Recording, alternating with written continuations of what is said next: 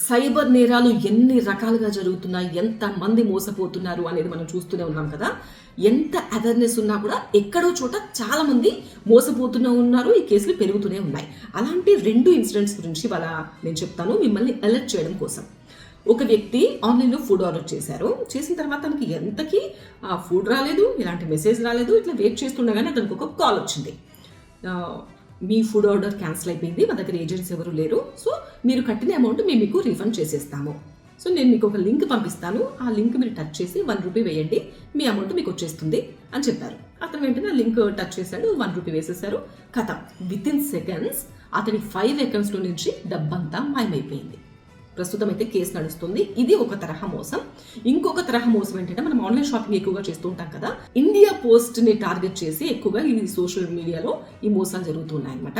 మనం ఇంకా ఆర్డర్ రాలేదని వెయిట్ చేస్తూ ఉంటాం. అయితే ఇండియా పోస్ట్ అనే పేరుతో ఒక మెసేజ్ వస్తుంది. మీరు ఈ లింక్ పైన క్లిక్ చేయండి, మీరు 10 రూపాయలు కట్టండి లింక్ పైన క్లిక్ చేసి, అప్పుడు మీ ఆర్డర్ మీ ఇంటికి వస్తుంది అనేది ఆ మెసేజ్లో ఉంటుంది. మనం కనుక ఆ లింక్ నొక్కామే అనుకోండి, కథ మన అకౌంట్స్లో ఉన్న డబ్బంతా కూడా మాయం.